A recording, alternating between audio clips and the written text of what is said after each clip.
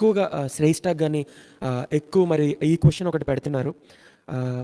తను పీసీఓడి వచ్చినప్పుడు తను ఎలా దాన్ని ఎదుర్కొంది, ఎలాగా తను బయటకు వచ్చింది, what did she do, what kind of exercises, what kind of medical support that she took అని చాలామంది అడుగుతున్నారు. So I want to ask you that question.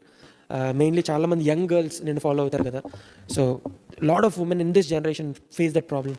మన ప్రేయర్ రిక్వెస్ట్లో కానీ, చర్చెస్లో కానీ, మనకున్న ఆర్ఫనేజ్లో కానీ, మన స్కూల్స్ అండ్ బైబిల్ కాలేజెస్లో కానీ ఎక్కువ మంది ఉమెన్, మెయిన్గా అమ్మాయిలు ఆ ప్రాబ్లమ్ ఫేస్ చేస్తూ ఉంటారు.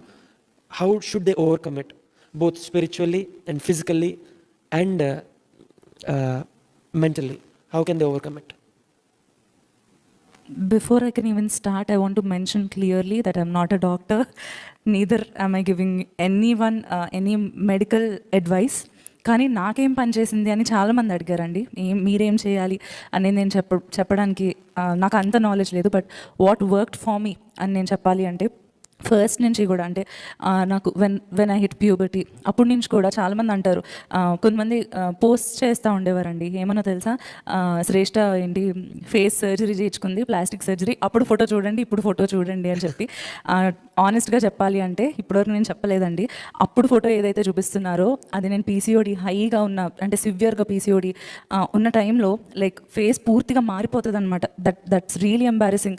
అది చాలా సిగ్గుపడతా ఉంటారు పీసీఓడితో బాధపడే అమ్మాయిలు, ఆడవాళ్ళు.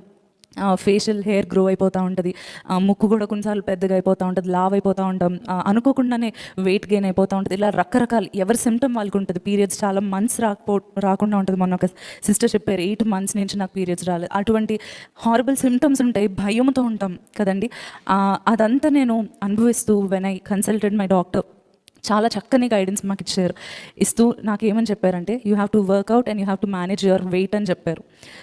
వర్కౌట్ అంటే నేను అసలు నాకు ఇష్టం, అంత ఇంట్రెస్ట్ ఉండదు, టైం కూడా మనకు ఉండదు కదా. లేచామంటే we have to prepare and then I had to run to college and then I had to come back and work till around 6 AM for my architecture projects.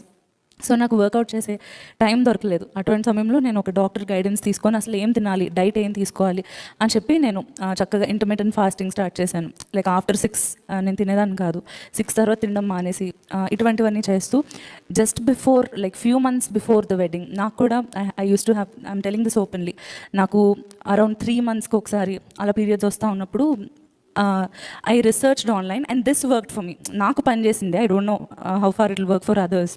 నేను ఒక జ్యూస్ తాగుతూ ఉండేదాన్ని, అది కరేలా జామున్ జ్యూస్ అని చెప్పి, కాకరకాయ అండ్ వెంటనే చిరాగ్గా ఉంటుంది కదా, దాన్ని ఏమంటారంటే జామున్ అంటే నేరేడు పండు, ఈ రెండు కలిపి దే వాజ్ దిస్ మిక్స్ అనమాట. అది రోజు మార్నింగ్ నైట్ వాటర్లో కలుపుకొని తాగినప్పుడు లైక్ డైట్ కన్నా ఎక్కువగా నాకు పనిచేసింది అది. Then my period started getting stabilized, the dates got stabilized and ముందు కన్నా it got so much better అని చెప్పి I got a report. And surprisingly దేవుని కృప చేత as soon as we got married, God opened my womb and gave me this beautiful blessing. Praise God. I think it will help a lot of young girls. And please don't neglect your health. ఏ సమస్య వచ్చినా go to a good doctor. And not only going to a doctor, do pray about it.